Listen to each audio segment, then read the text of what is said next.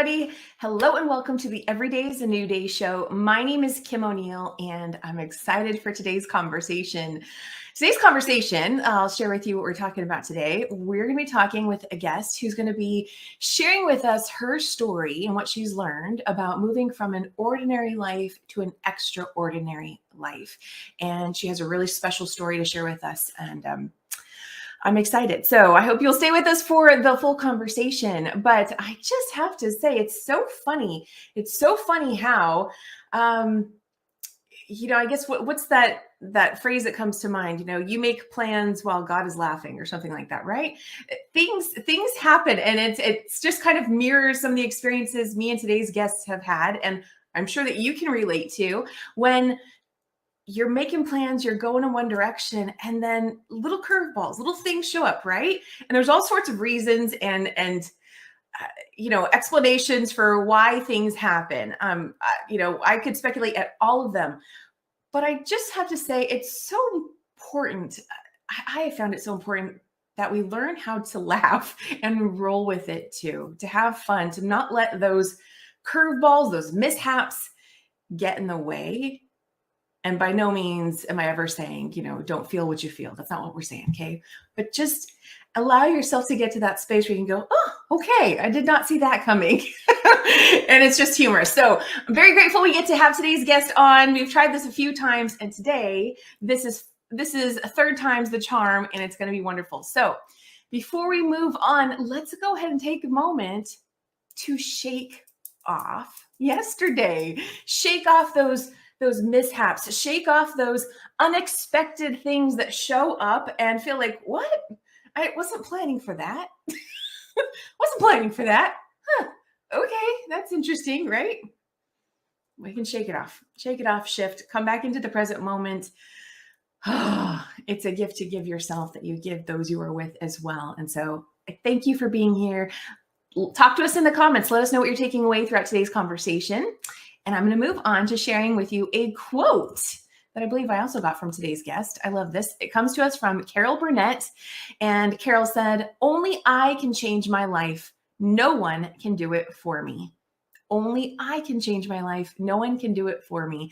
And I feel like that speaks right back to what I was saying a moment ago, right? So the curveballs happen and they might anger us. They might make us sad. They might lead to all these kinds of things.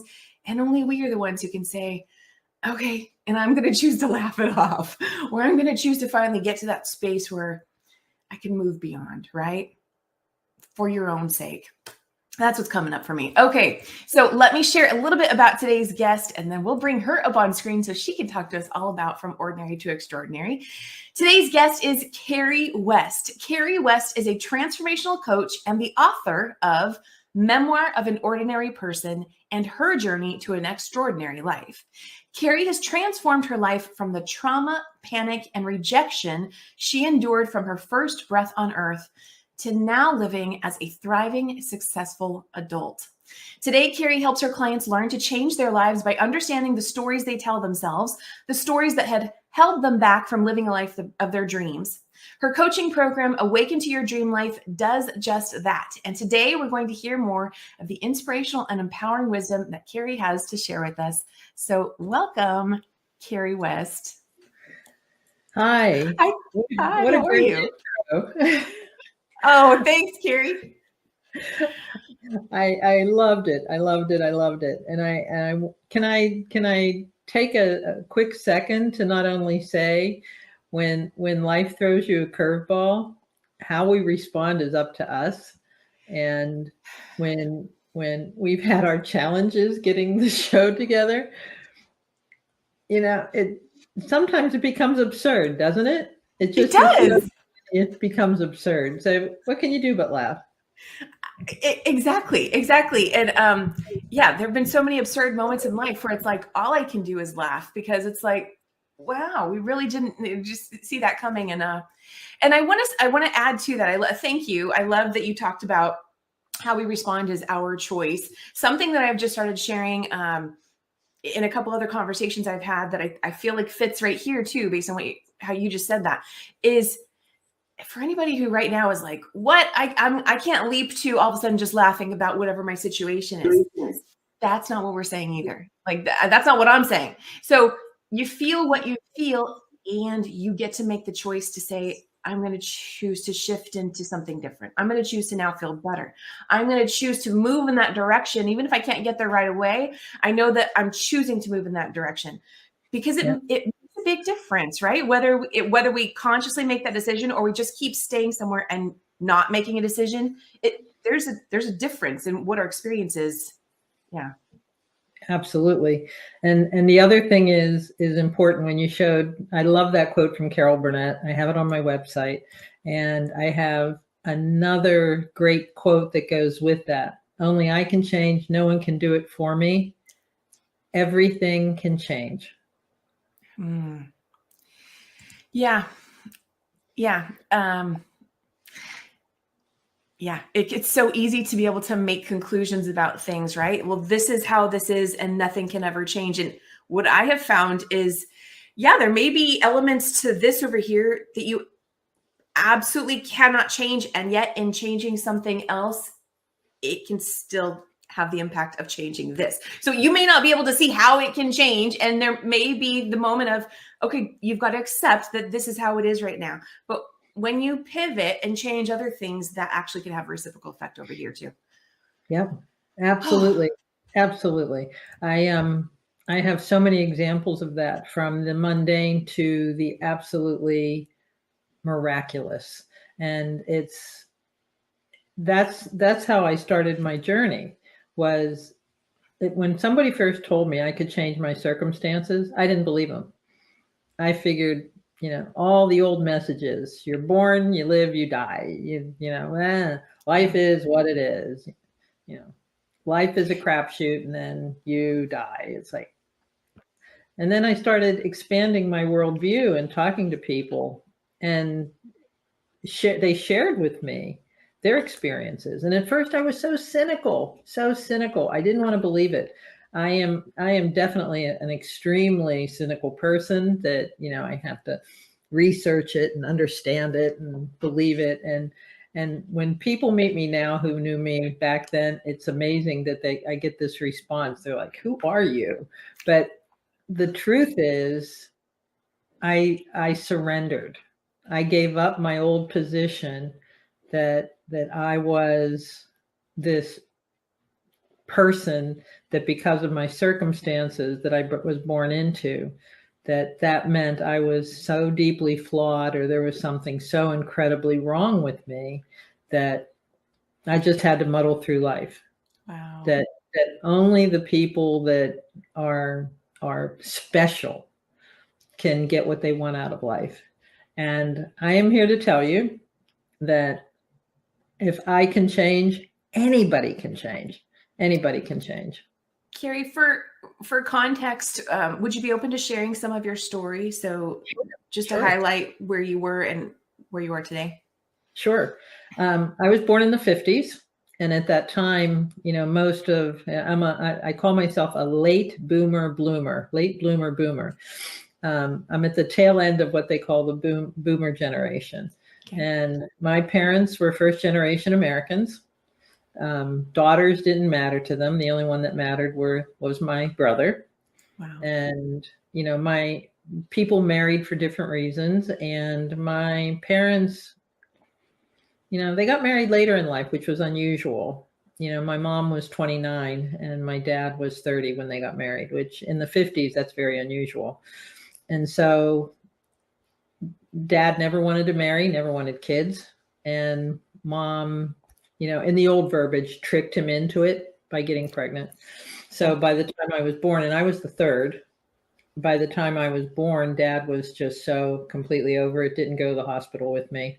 And my mom, I later learned, had mental challenges. I didn't know, you don't know this when you're a little baby that just comes in, you don't know any of this stuff. Right. So I liken it to a movie script, because I did work in Hollywood. I do have a movie background, and I liken it to a movie script. When you first show up on the set the first day, you don't know anything that's going on. You're looking around at the sets. You don't see anybody, and they hand you this script. And this is your role in this script.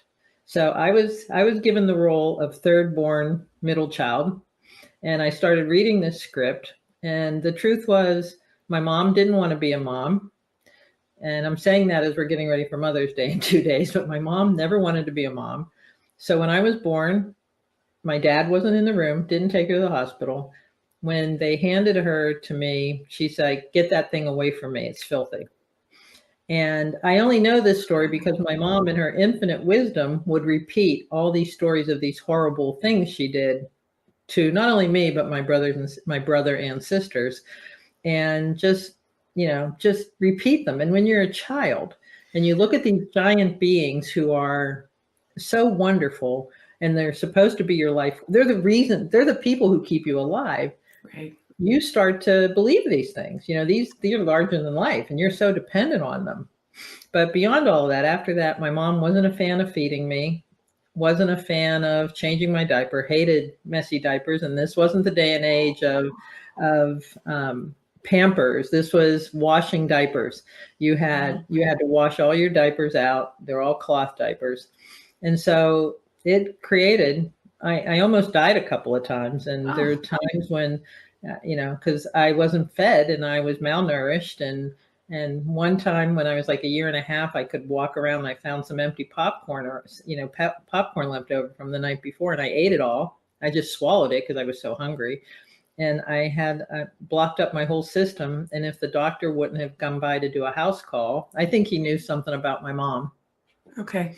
And he saved my life. And she would describe exactly what he did. I'm not going to describe it here, but and she would repeat this story over and over. And so that was my starting point, and it didn't get much better than that. So everything I did in life, I did on my own, and I fought for everything, and I clawed my way to get out of the house. But it isn't a matter of getting out of the house. It's a matter of what's your mindset with all of that? How do you see the world? How do you see yourself in the world? And I didn't see myself in a very good way. I didn't see the world in a very good way. I believed that the world was scary. I believed that it was unsafe. I believed that everybody was out to get me.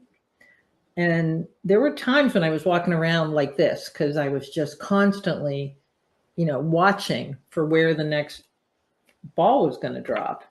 So it wasn't a happy life. And all I wanted was my parents' love and affection and acceptance.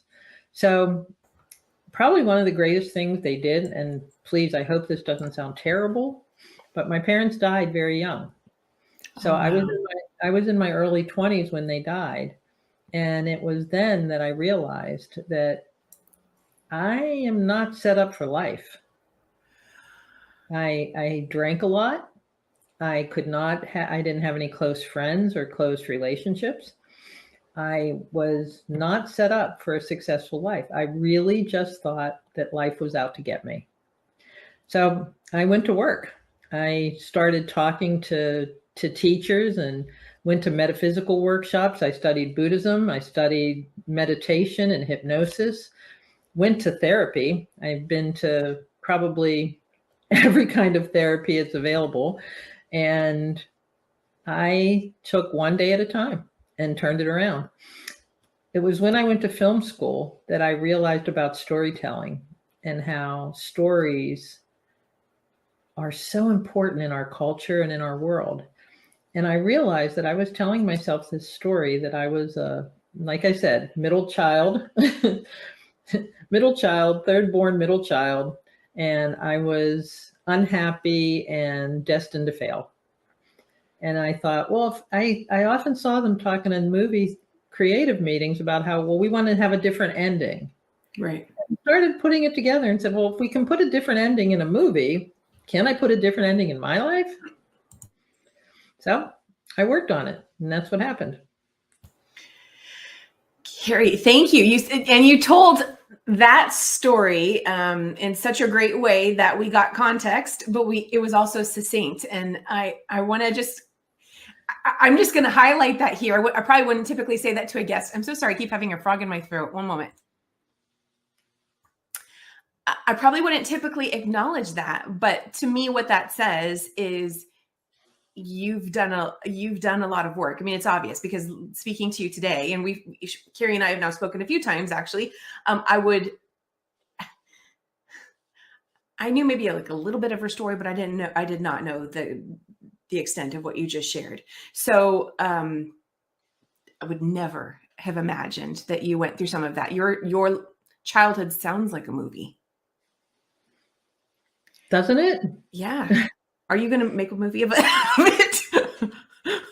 You could. If someone wants Yeah. to buy the rights to the book, I'm open. Call my Yeah. agent. Yeah. I so okay, so the turning point was your parents transitioned and you realized I'm Yep. not set up for life. And so you started learning and growing and making new changes. Yep. So um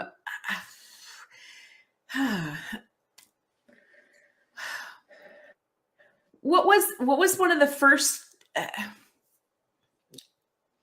I'm not sure where to go from here. I feel like there's so much that could be looked at. What was one of the first things that you noticed about your mind? I mean, you already started to share this stuff, but I really want to go back to mindset for a moment. So, um, I mean, how did you start to realize that, I am lovable, that not everyone is going to treat me this way? How did you start to realize some of that? You first of all have to make the connection. That was critical, that we're supposed to individuate. When you're born, you're very dependent on your parents, and then they reach a point where they teach you how to be your own person. Right. That's the key part. And then great parenting encourages you to find out and discover who you are, and to celebrate with you when things go well, and to help you when things don't go well. My parents had one story in mind for me, and that was, you have to take care of us the rest of your life. We gave birth to you because you need to care for us when we get old. And you do not get a life of your own unless you want to get married and have babies. That's the only life that's ready for you. That's the only life available for you. And you start to believe that. Right. When you hear this after every moment, every day, you start to hear that. Well, there is something about me, like I said, I'm cynical. And there was something about me it was almost like a duality. There was a part of me that believed it because it was so ingrained into me. And there was another part that was like, really? Is that all there is? Really? And because I love to read, as soon as I learned how to read, I would read everything I could. I would even read the newspaper. We would get 2 papers delivered to us every day. And I would read those, and I would look for these inspirational stories, but I couldn't do anything about it. I didn't have the power because I was dependent on other people, up until the time I graduated from college. And even when I graduated from college, I said to my parents, "Are you proud of me?" "No, you didn't get married. We thought you'd at least find a husband out of all this." And it's like, oh my God. So them passing away at a young age, while tragic and sad, gave me a chance to break free, because it stopped the external voices. Right. And in a way, that made me feel a little lost. I didn't know how to replace that voice. So I started looking for ways to replace that voice. And some of the teachers and that I went to, or people to go to for help, were terrible. Were just terrible. They had their message, and that's another thing I think about in life. We have a society that somehow supports these ongoing bad messages that we give. It can be that way. So developing a strong foundation in myself was really critical, where I could question things. And learning to question messages that I got was the first step, that I didn't have to accept these messages. Nice. The next step was, what messages could I accept?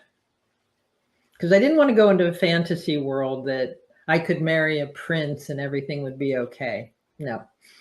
What was the realistic expectation for me? Because one of the things that I think is important to understand is, my extraordinary life works for me. It won't work for you or most of the people here. You have to find out, what is your extraordinary life. And So I love that you brought that up. I want to get back to extraordinary life. But I first want to go back to, you mentioned that you had to know who you were. And how did you discover who you were when you've been fed so many messages that I'm going to say weren't your truth? I'm going to ultimately say that. I did a lot of journaling, and because I'm a writer, that worked for me. A lot of Okay. people can do it by writing, they can do it by painting, they can do it by reading.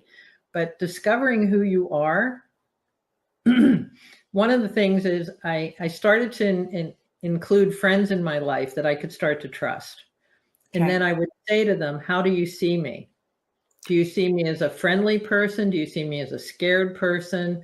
And please be honest. So I had to ask some real tough questions of people, and how, because that showed me how I was putting myself out in the world. And then I had to understand what what I really believed about myself. And I did. I believed the message I got from my parents. So I had to take that apart. And I did a technique for changing beliefs. So it's very simple. If you believe I believe the sky is blue. That's, in our world, that's true. If you want to say, I believe the sky is purple, then you want to change that. You cross that out and write, I believe the sky, that's cancel, that's wrong. And then you write, I believe the sky is blue.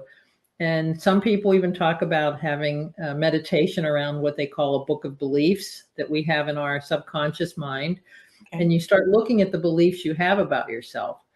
But one of the easiest ways to understand the beliefs that you have in your life is to hear yourself talk, become an observer of your life. So if you can step outside of yourself and say, I'm going to watch how I respond in this situation, I started to see that a lot of my words and a lot of the phrases I used were those given to me by my parents and by society and by teachers. And I needed to say, oh, okay, do I want to keep that? Do I want to believe that a woman's place is in the home? No. I want to believe that a woman has the ability to do just anything she wants to do in her life. And then so I took them apart. I started to collect the old beliefs that I had, and then I took them apart and rewrote them and went after beliefs that would be healthy for me. Thank you for sharing that, what your process has been and some of the ways that you started to rediscover who you are and your beliefs and all of that. And I want to go back to how you started to discover who you are, what your identity is, because for anybody listening, they might be thinking, I don't want anybody to be relying on, oh, you're simply going to go to other people and then you're going to take on their definition. What I heard, yeah, right. What I heard as you were speaking is, go to other people, ask their opinions, their insights as a barometer, because then you're going to check back in with yourself. Does that resonate with me? Do I agree with that? Do I want to be that? Oh yeah, I think I am like that, but I don't want to be like that. Or, oh, that's interesting. That person sees that. I can see why they say that. But like you get to define. And by going to other people and asking them questions, it's simply helping you sift through what's true for me. Who do I choose to be? Right. Well, let me tell you something that I do with my clients, because I think this will really make it succinct. Okay. We have forgotten how to dream. Once we become adults, we have responsibilities, and we think dreaming is for kids. So when we lose sight of who our true nature is, we forget to dream. As a kid, I started to remember that as a kid, I had big dreams. When man was walking on the moon, I wanted to be an astronaut. I wanted to be an aeronautical engineer. I wanted to be. So that was probably the first step for me beyond the teachers and asking friends to give me confirmation of stuff, was I started to remember how to dream. Good. And when I could dream, I thought, if I gave myself complete carte blanche, if I could have anything in the world that I wanted, what would that be? And I went, okay. And I thought about that, and I thought, I want to be happy. I want to feel like I'm successful. But what does that look like? How do you dream that? What does that look like? And honestly, I said to myself, boy, I'd love to live in California. At the time I was on the East Coast. I'm from Pennsylvania. Okay. I said, I want to live in California with all the sun, and it's great and it's cool and the people there are cool. Okay, so what do you want to do in California? Well, I like stories. I want to be in the film industry. Now, remember, I'm 20 years old. This is like nothing. And I thought, yeah, right. You know, on the one hand, I'm dreaming. On the other hand, I thought, yeah, right. How are you? Yeah, how are you going to get out there? But I kept it as a dream. And you use dreams to spark your imagination. And once your imagination is sparked and you've got a dream going, you get excited and desires start happening. Because we get so complacent, we forget that we're allowed to get excited about something in our lives. So here I am struggling along, trying to figure out who I am. My parents are gone. I'm kind of lost, whatever. And I thought, well, yeah, I have this dream. I want to go to I want to live in California and I want to be in the film industry. Yeah, right. Cool. But I'm going about it and I'm still thinking of other dreams. And I said, I want a cool car and I want to travel. I want to go to Europe. And what I found out was that opened me up for different things. So this is when I'm 22, 23. Okay. When I was 32 years old, I got a call from somebody that the American Film Institute in California was opening up applications for people to go to school out there. And I was like, oh, okay, I'll put an application. They're not going to want me anyway, because I'm a middle child. I'm an unwanted middle child of an immigrant family. But yeah, I'm going to do it anyway. But meanwhile, I'm still doing my dreaming. And I got a call from somebody. The head of the program is in New York City, wants you to come into New York to meet with them. And I was like, what? Well, I got accepted. I went to this school and I got accepted to this program. From a dream I wrote in 29, and when I was 22 years old, here I was 32, 10 years later. And I kept dreaming about this and just thinking about who would I have to be to get into that program? Now, I wasn't perfect and I had a lot of challenges, but I got in and it forced me to come to California. And I've been here ever since. Carrie, that is so inspiring to know that that you had a vision, a dream when you were 22. And I even want to highlight, like, you didn't completely 100% believe in it, but what was key is you continued to dream. So you continued to put that energy out there. You continued to move forward on making what you want to experience happen in whatever other capacities, is what it sounds like. And then that original dream came to fruition in 10 years later. Yeah. So the dreaming part was so important, but mostly what it did was it got me excited about me again, because I was pretty down on me and not feeling good about myself. So what I also learned was that I was pretty tenacious.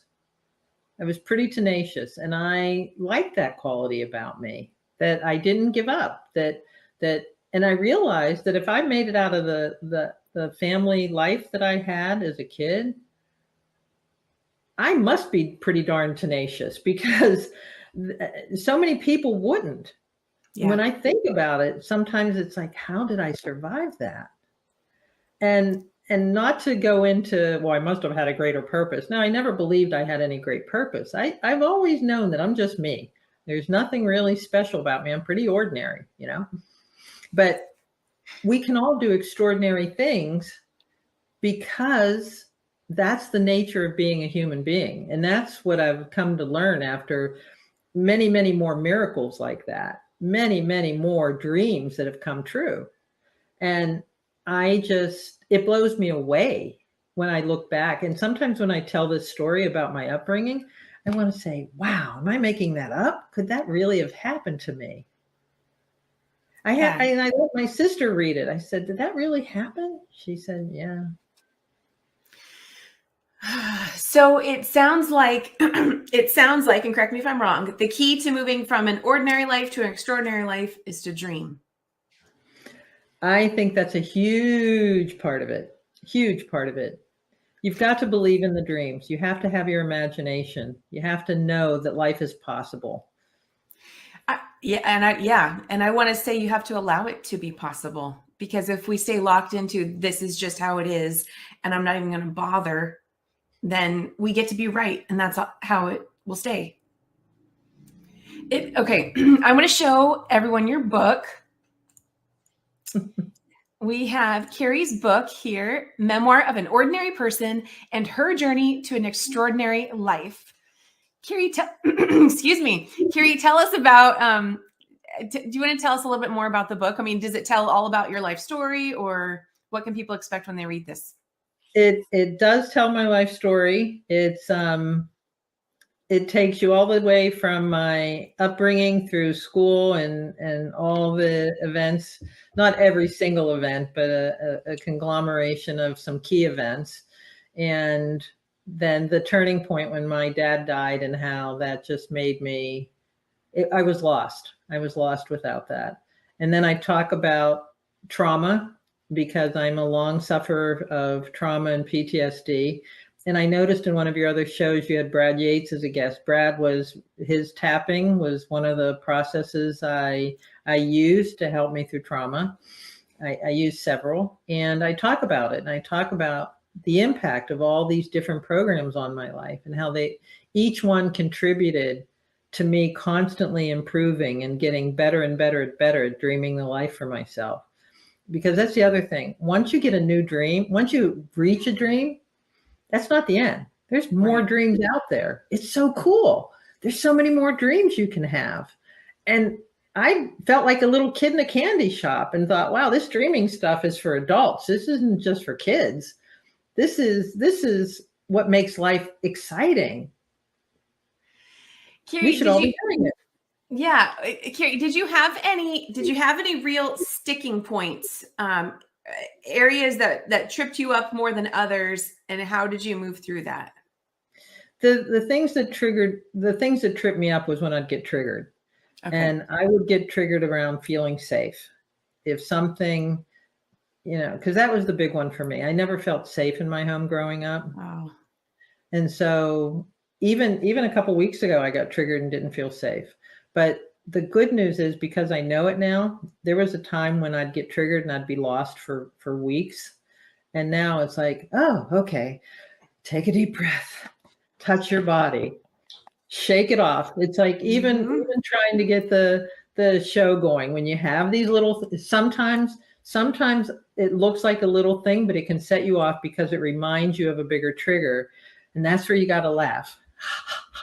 Just kind of keep moving and get present day, because that trigger takes you back to when you were in a position where you couldn't help yourself, where you were relying on somebody else to take care of you. And that's the biggest advice. Dealing with your trauma is important. What's coming to mind as you share that is the simplicity. And I've said this many times too. Things that can help us can be so simple. And I want to say deceptively simple, because it can be easy to be cynical about, oh, I'm just going to shake it off. Yeah, right. Or, oh, I'm just going to do that, thinking you're just going to do that once and that's going to magically change your whole life. It's an ongoing process. I mean, Here you are, this transformed coach, and things still show up. And same with me and things in my life. I'm like, oh, I thought I dealt with that already. But you can see the progress every time you make that new decision, every time you choose to respond to something a little differently, or you notice, wow, okay, this time I was maybe only sad for this long, as opposed to last time I was sad for this long, right? It's a process. Yep. And you notice you react differently. Yeah. You notice there is a time when this technology glitch you and I were having, where I would have just been, oh. And now it's kind of like, bring it on, baby. I'll deal with this one. I know. And you've been such a champ to deal with that with, it's like, we're both just laughing about this. And it's absurd. You have to. It is absurd. I mean, I'll be honest. I've even had some self-talk of like, oh, great. Like, why do I have to keep clearing my throat in this conversation? I'm like, okay, Kim, whatever. Like, just clear your throat. Like, don't. And okay. This is a great little point. I love that you've brought up storytelling and how that can help us in shifting our stories, right? And what I also want to say is, we don't have to make a story about everything, because that's like I'll just use my clearing my throat as an example. Part of me has a slight inclination to want to start to make a story of, why do you have to clear your throat, Kim? What does that mean? Like, what's the story you start to create? And it's like, there doesn't have to be a freaking story about everything. Like, you just, there was a little thing I had to clear it. I know. A friend of mine once said, Sometimes a cigar is really just a cigar. There's no magical element to it. But you know what? I'm glad you brought that up because we have stopped accepting our human foibles. We have stopped accepting who we are, and I think we demand perfection from other people because we are terrified of our own imperfections. Oh, that's a good one. And Yeah. so if we can accept imperfection in others and in situations, then we start to accept ourselves as Yes. imperfect beings. And once you can accept yourself as an imperfect being, that really opens up for magic and miracles and change, because we're not perfect. We're And not. no. I love that you said that. Yeah. So said many times I'm a recovering perfectionist, and it's like it's a work in progress.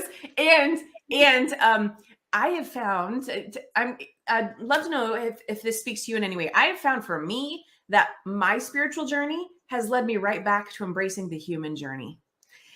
And does that resonate for you too? Oh yeah. Oh yeah. You say you're a recovering perfectionist. I'm in the 12-step program for recovering control freaks. And the first step is make sure it happens the way you want it to happen, damn it. Oh no, I'm in the wrong program. But but control freaks like me, recovering control freaks, if anything is out of whack, everything has to be absolutely done, T's crossed, I's dotted, because if not, then you have to deal with imperfections. Right. And we have forgotten that it's okay to be human. I feel like that's a That's quote. We have forgotten that it's okay to be human. I'm going to put that up on the screen. Um, we have forgotten that it's okay to be human. Carrie West. We're going to make that a quote. There we go. Putting that one up there for everybody. We have forgotten that it's okay to be human. And what new decision are you making about your humanness today? In what way can you embrace more of your humanity today? And this goes right back to, I started off with saying, my spiritual journey led me right back to my human journey.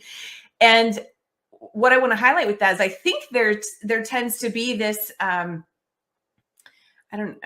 guess belief or perception that we move into spirituality to get away from our humanity. I can see that right on a level, and it's not either or, it's both. You're a human for a reason.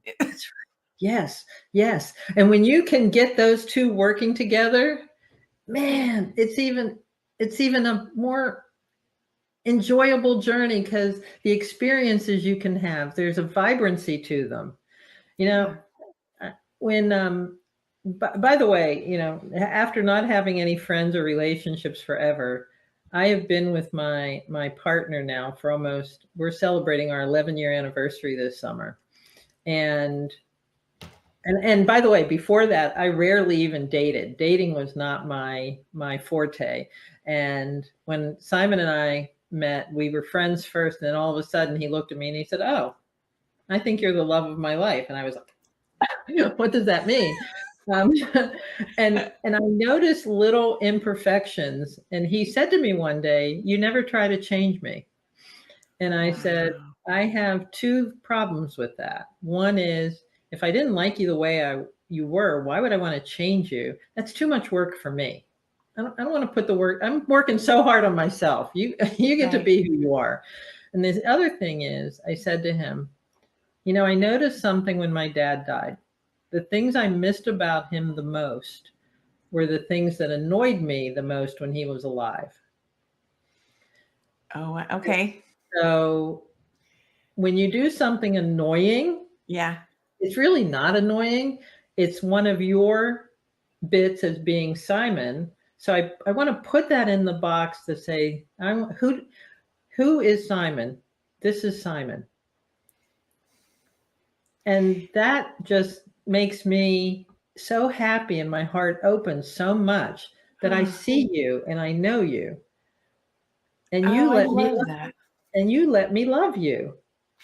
Oh, Carrie, that I feel like that, for anybody who's going, there's something there. I need to like hear that again. Rewind this when you can. Come back to this point in time in today's conversation. I say 41 minutes on my screen. Well, something's going to be edited out. It won't be quite 41. It'll be whatever it says when you look at it. That is just, that's golden. That's beautiful, because that's really seeing, I don't want to say it's seeing the whole person, but you are seeing an element of a person, and yes, they are allowing you to love them, and you're allowing yourself to love simply what you see. I don't know. I feel like there's another thing to say about that, but that's beautiful. That's Yes. Well, what happened is there's a freedom yes. between us that he doesn't have to try to be somebody, and I certainly don't have to be somebody, which led me to even more healing from my crazy beginnings and acceptance of it. There was a time I was afraid to tell the story of all that because I had so much shame and pain around it. And Simon knew the whole story. When he said that to me about, I think I'm in love with you, I think we're a couple. I said, okay, hold on. And I told him the whole story then. I told him about everything. And he said, all right. And I said, wait a minute, you don't think I'm disgusting and horrible? He goes, no, why? He said, if anything, I think you have the biggest heart I've ever seen in anybody. And I was like, whoa. So when you accept others, you accept yourself. Okay, so Carrie, I love talking to you, and I'd love to I hear a know lot we more. can talk for hours. I know we got to go. I know. I'm noticing the time. Like, okay, we've got to start to wind down. I kind of just want to bring it back to the storytelling aspect and how a person gets there. So I'm thinking of the person who's been so used to not telling a story that feels good or is, connected to their dreams. And maybe they feel like, I mean, you mentioned earlier, right? People forget how to dream. I tell my clients every day for 10 seconds, 10 seconds is a long time, is to imagine how you would feel if you had your dream come true. 10 seconds. And 10 seconds feels like eternity. Yeah. But once you can do it for 10 seconds, then I have them take it up to 15 seconds. And just to breathe, and how would you feel if you got that amazing job? Or how would you feel if the man of or woman of your dreams walked into your life and said hi? Oh, a lot of times the first answer is scared. Right. But how would you feel? And fear is a good one. Stay with the fear till you go beyond it. But the point is to imagine how you would feel when it's already done.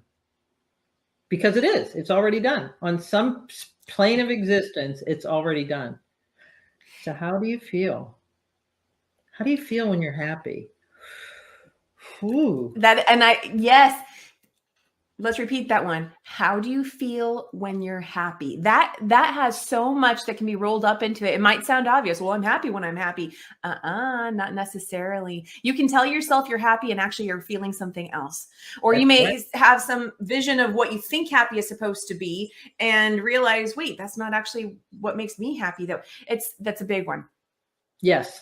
Yes. So there's a lot to unpack here. I know in a short period of time, it's hard to hit every point, but there's so much that we can do to be happy now and happy always.